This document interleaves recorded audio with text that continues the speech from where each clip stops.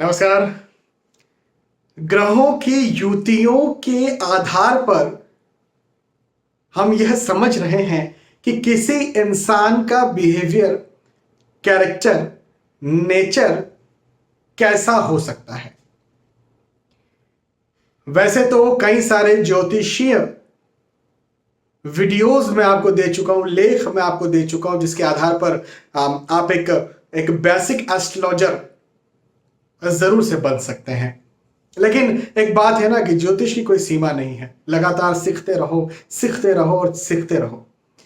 तो बस आप युतियों के आधार पर, कंजंक्शन के आधार पर, दो युति का मतलब दो ग्रह जब साथ में आकर के बैठे, तो इस आधार पर कैसे जाने, कैसे पहचाने कि उस इंसान का बिहेवियर, कैरेक्टर कैसा है। आज हम बात करने जा रहे हैं चंद्र और गुरु की युति के बारे में। बहुत सारी युतियों के बारे में हम पहले बात कर चुके हैं। आज चंद्र और गुरु की युति, चंद्र और गुरु के कंजंक्शन, दोनों ग्रह साथ में बैठेंगे कुंडली में तो क्या फल देंगे, कैसे फल देंगे, इस बारे में हम बात कर रहे हैं। जी हाँ, चंद्र और गुरु, भाई इसको देख करके कई सारे जो दर्शक है वो खुश हो जाएंगे। क्यों खुश हो जाएंगे? चंद्र गुरु बड़ी फेमस, बड़ी अट्रैक्ट करने वाली युति है। हाँ, क्या कहते हैं? चंद्र गुरु का कोई योग बनता है। याद आ रहा है आपको? क्या, कौन सा योग बनता है? गज केसरी योग। चंद्र गुरु या गुरु चंद्र साथ में आकर के बैठते हैं तो गज केसरी योग का एक प्रकार से निर्माण होता है।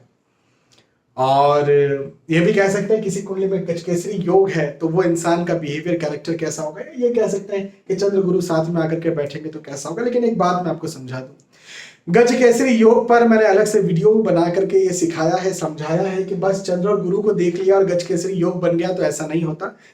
अलग अलग लग्नों की कुंडलियां होती हैं, कुंडली में अलग अलग भाव होते हैं, उस आधार पर भी गज केसरी योग को देखा जाता है। तो मैं ये तो नहीं कहूंगा गज केसरी योग, ये नाम नहीं लूंगा, लेकिन चंद्र गुरु का युति का नाम जरूर मैं लूंगा।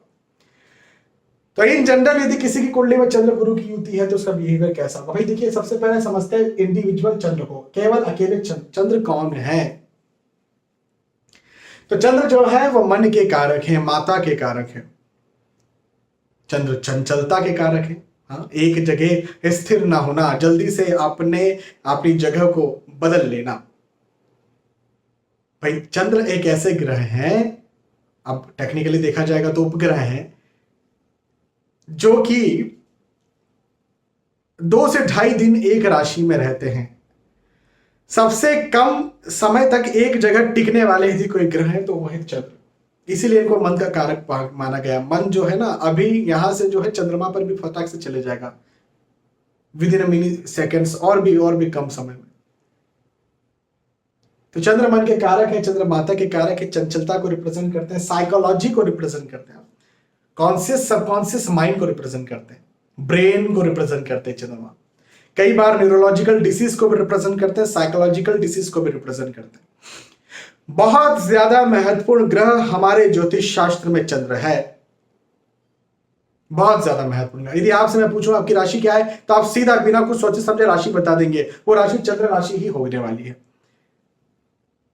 गुरु राशि नहीं होगी, शनि राशि नहीं होगी, सूर्य राशि नहीं होगी, आप चंद्र राशि में। इतना ज्यादा महत्वपूर्ण ग्रह है चंद्र। और गुरु कौन है? भाई गुरु जो है वो ज्ञान के कारक हैं, गुरु नॉलेज है, गुरु पथ प्रदर्शक हैं, रास्ता दिखाने वाले हैं, अच्छी इंसानियत को गुरु रिप्रेजेंट करते हैं। हाँ, गुरु का नाम बृहस्पति भी है, तो अच्छी इंसानियत को बृहस्पति देव रिप्रेजेंट करते हैं। देवताओं के गुरु, शीर्ष स्थल पर बैठे हुए, सदा सम्मान प्राप्त करने वाले, लेकिन परोपकार करने वाले, दूसरों के लिए भला सोचने वाले, अच्छी इंसानियत रखने वाले, और फिर ऑब्वियसली सम्मान भी मिले तो सम्मान प्राप्त करने वाले, प्रतिष्ठा प्राप्त करने वाले, ये गुरु हैं।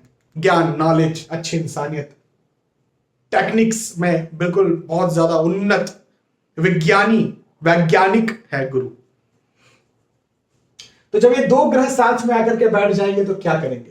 भाई बहुत शानदार योग बनाएंगे। मन और विज्ञान, मन और नॉलेज साथ में आ जाएगा तो इंसान का मन, जो नॉलेज है, जो ज्ञान है, वो बहुत जल्दी जल्दी बढ़ेगा। भाई चंद्रमा जल्दी को भी रिप्रेजेंट करते हैं ना, तो इंसान का जो नॉलेज है वो बहुत जल्दी जल्दी बढ़ेगा, जल्दी जल्दी विकसित होगा। अब श्री रामचरितमानस या रामायण आपने टीवी पर तो देखी होगी। वैसे मैं हमेशा कहता हूँ टीवी पर नहीं देखना चाहिए, पढ़ना चाहिए।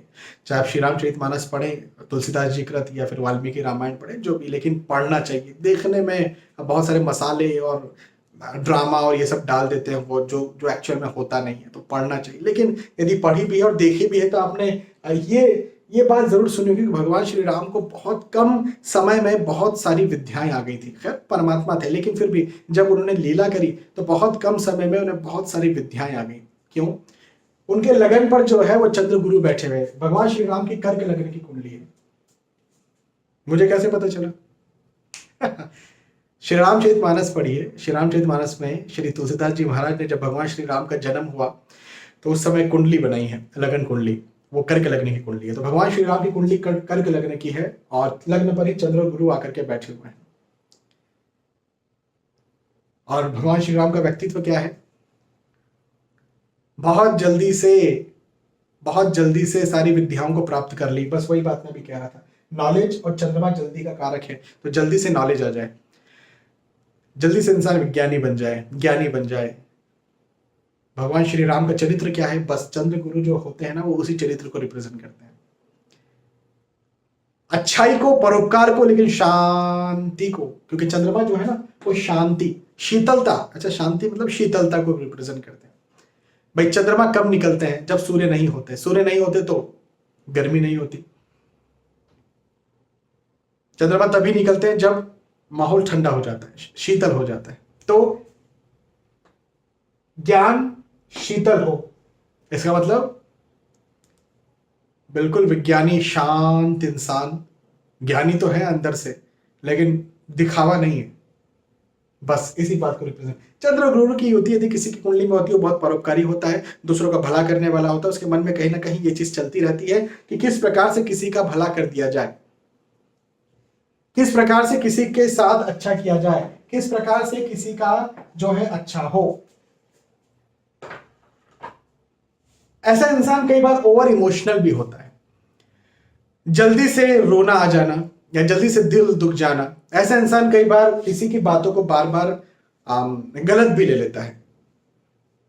मतलब मैंने कुछ कहा, अब हर चीज को भगवान श्री राम से मत जोड़ देना। भगवान श्री राम है, मैं एक ओवरऑल भी सामान्य लोगों के लिए भी बता रहा हूं। तो जल्दी से किसी की बातों को गलत ले लेना। मैंने कुछ, मान लीजिए कुछ कह दिया, तो और इमोशनल होने की वजह से बुरा लग जाए वो बातें, और बुरी लग जाए तो फिर ये सोचने लगे ऐसा तो नहीं उसके मन में चल रहा है, मेरे प्रति ऐसा तो नहीं चल रहा है, वो मेरे लिए खराब तो नहीं है, वगैरह वगैरह। हाँ, मन में बुरा जरूर लग सकता है, लेकिन किसी के साथ बुरा कर दें, धोखेबाजी कर दे, तो ऐसा इन लोगों को नहीं आता है। दिल के अच्छे होते हैं, दिल के साफ होते हैं, ज्ञानी लोग होते हैं, हमेशा कुछ नया सीखने के लिए आतुर होते हैं। कुछ नया सीखें, और वो जो सीखें उससे मेरा, लेकिन मेरे साथ साथ दूसरों का भला कैसे हो। दूसरों, ऐसे लोग ना दूसरों के लिए जीते हैं। अच्छा, दूसरों में जरूरी नहीं है कि तीसरे चौथे जिनको हम नहीं जानते उनके लिए भी हम जी रहे हैं। ऐसे लोग जैसे फॉर एग्जाम्पल, भाई माता पिता हैं, तो उनको खुद को कुछ नहीं चाहिए। जैसे मान लीजिए कोई पिता है, उनकी कुंडली में चंद्र गुरु है, तो खुद को कुछ नहीं चाहिए, खुद भूखे रहेंगे, बच्चों को जो है वो सारी सुख सुविधा देंगे, खुद आधी रोटी खा लेंगे, लेकिन बच्चों को जो है वो बोलेंगे नहीं, नई टेक्नोलॉजी आई है, ये गैजेट चाहिए, लो भाई पकड़ लो। इवन ये तो चलो माता पिता और बच्चों की बात है, परिवार में भी कोई व्यक्ति है तो उनके साथ भी इंसान ऐसे ही रहेगा। किसी गरीब को देख लिया, किसी जरूरतमंद को देख लिया, बड़ा परेशान देख लिया, तो खुद के मुंह की रोटी जो है वो किसी और को दे सकते हैं जिनकी कुंडली में चंद्र और गुरु विराजमान हो। तो बड़ी अच्छी होती है, बहुत अच्छी होती है, बहुत अच्छी इंसानियत को जन्म दे देती है। और जब मैंने कह दिया कि भगवान श्री राम की कुंडली में चंद्र गुरु साथ में बैठे हुए हैं, कर्क लगने कुंडली में लगन पर ही बैठे हुए, तो आप समझ जाइए कि भाई भगवान श्री राम का जो चरित्र है, जो व्यक्तित्व है, वो कैसा है, मर्यादा पुरुषोत्तम वाला। हाँ, वैसा सेम टू सेम वैसा व्यक्तित्व किसी इंसान में नहीं आ सकता है, ये बात बिल्कुल सही है, लेकिन हम सोच तो सकते हैं कि लगभग लगभग ऐसा होगा, अच्छी इंसानियत होगी। हाँ, सोच तो सकते हैं।